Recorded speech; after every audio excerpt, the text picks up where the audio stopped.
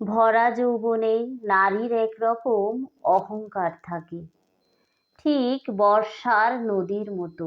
গায়ের রং শ্যামবর্ণ হোক বা গমের মতো সোনালি, নাক বোঁচা হোক বা টিকালো, যৌবনবতী নারীর অন্য রকম রূপ। যে রূপ একবার দেখলে আঁশ মেটে না, আর চোখে বারবার দেখতে হয়। সেটা নারী বোঝে বলেই তার চলনে বলনে রূপের দেমাগ, যৌবনের দেমাগ আছড়ে পড়ে। সে দেমাগ কর্মজীবনে বা সংসারে প্রবেশ করার পরে অনেকটা স্থিমিত হয়ে যায়। চাপ কি আর একরকম? চাকরি করতে গেলে কাজের জায়গায় হাজার রকম চাপ। শোষণ এবং শাসনের মধ্য দিয়ে কাজ করতে করতে হতাশা বাড়ে। ওদিকে যারা জয় মা বলে কোমরে আঁচল পেঁচিয়ে সংসারে ঢুকলো, তাদের অবস্থাও তথৈবচ। বিয়ের 14 দিনের মাথাতেই ক্লিয়ার হয়ে যায়, স্বামীকে নিয়ে খালি দিল্লাগি করার জায়গা নয় সংসারটা। সংসারে রোমান্টিকতা পোস্তর একটা দানার মতো, অতটুকুই। বাদবাকিটা খালি অসুখ বিসুখ, হিসেব নিকেশ আর চাওয়া পাওয়া।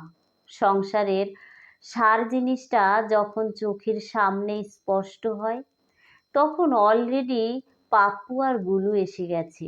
2বার সিজার, একবার গল ব্লাডার অপারেশন, সঙ্গে খুসখাস নানান ব্যারাম, মাথার যন্ত্রণা, পা ব্যথা, দাঁত দিয়ে রক্ত পড়া, আরও আছে চুল ওঠা, মাঝে মাঝে চোখ করকর করা, সন্ধ্যের দিকে পেট ভার, ভোরের দিকে দুঃস্বপ্ন দেখে আচমকা ঘুম ভেঙে যাওয়া, বুকটা হঠাৎ ধস ধস করে ওঠা, জল ঘেঁটে ঘেঁটে আঙুলে ঘা হওয়া, বসে থাকলে সহজে উঠতে না পারা, দাঁড়িয়ে থাকলে তাড়াতাড়ি বসতে না পারা, খোপা বা বিনুনি বাঁধার সময় হাতে খিল ধরে যাওয়া, চৌকাঠে অপেক্ষা করছে হবু হবু সুগার, উচ্চ রক্তচাপ।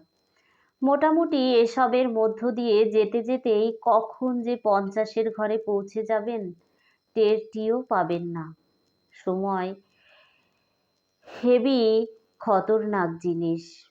আপনি যখন অফিস পলিটিক্স এবং সংসারের পলিটিক্স সামলাতে গিয়ে ল্যাজে গোবরে হচ্ছেন, রক্তাক্ত হচ্ছেন, একবার জিতছেন তো 2বার হারছেন, সময় তখন আপনাকে বুড়ি ছোঁয়া করে ছুঁয়ে বেরিয়ে যাচ্ছে।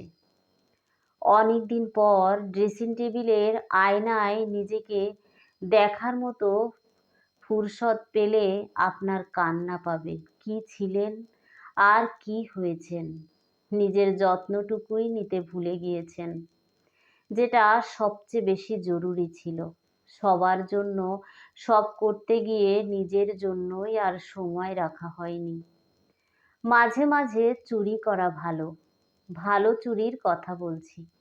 নিজের জন্য এক মুঠো সময় তুলে রাখুন প্রতিদিন, যেভাবে আপনি এক মুঠো চাল সরিয়ে রাখেন ভবিষ্যতের জন্য। আপনি যেভাবে অনেক ব্যস্ততার মধ্যেও বুবুনের জন্য এক পিস মাছ ভাজা তুলে রাখতে ভোলেন না, সেভাবে নিজের জন্য একটু সময় তুলে রাখুন। আলমারির তলা থেকে যেভাবে আপনি তন্ন তন্ন করে ময়লা আর ঝুল বের করেন, সেভাবে অতটা মরিয়া হয়ে আপনি নিজের জন্য সময় বের করুন। একটা গান শুনুন, বই পড়ুন, গাছের পরিচর্যা করুন, ঘরোয়া পদ্ধতিতে নিজের ত্বকের যত্ন নিন। চুলে যে নারকেল তেল ব্যবহার করেন, সেই নারকেল তেলের মধ্যে কতগুলো কাঁচা আমলকি টুকরো টুকরো করে কেটে মিশিয়ে নিন। 5-6টা জবা ফুল কুচি কুচি করে কাটা অ্যালোভেরার পাতা আর এক মুঠো কারি পাতাও দিয়ে দিন তেলের মধ্যে। তারপর তেলটা ফুটিয়ে নিন। ওই তেল ঠান্ডা হলে শিশিতে ভরে রাখুন। তেলটা ব্যবহার করলে উপকার পাবেন। বারে বারে জল দিয়ে ধুলে মুখ ভালো থাকবে। পাকা পেঁপের রস স্কিনের জন্য খুব ভালো। অনেক সময় পাকা পেঁপে বা পাকা কলা একটু গলা গলা বা থসথসে হয়ে যায়, ফেলে দেবেন না, চটকে মুখে লাগিয়ে রাখুন। আর মিনিট 20 পর জল দিয়ে ধুয়ে আয়নার সামনে দাঁড়ান। পরিবর্তনটা বুঝতে পারবেন।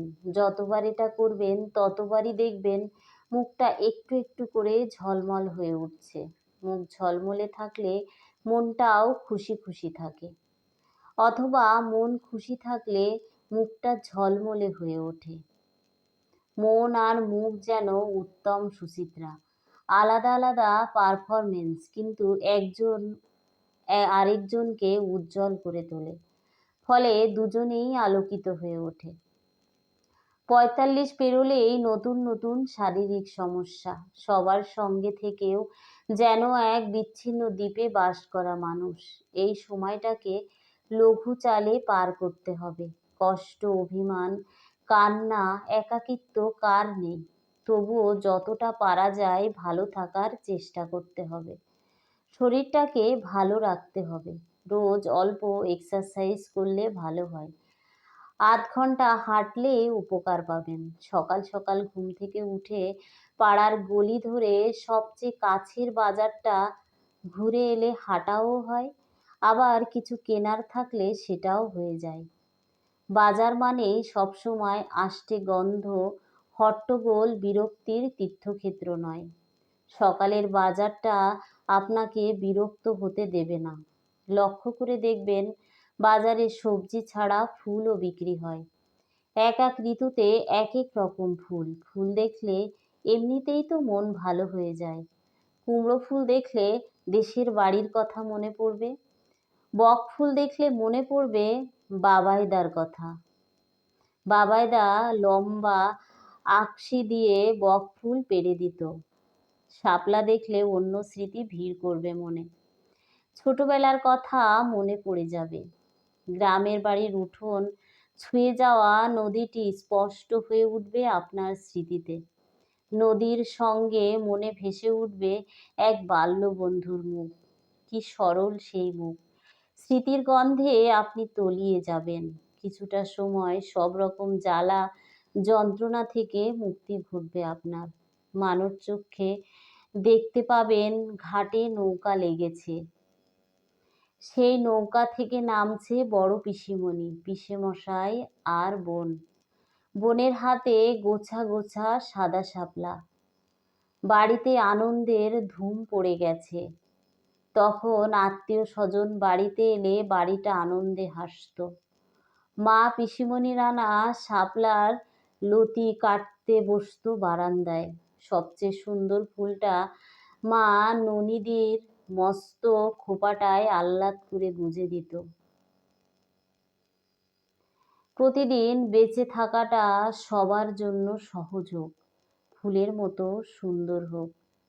স্বর্ণচাপার বৃন্ত খুব শক্ত, মালা গাঁথা কঠিন, তবুও গেঁথেছি, সেজেছি। ধন্যবাদ সবাইকে। সবাই ভালো থাকুন, সুস্থ থাকুন, এই শুভকামনায় আজকের নিবেদন।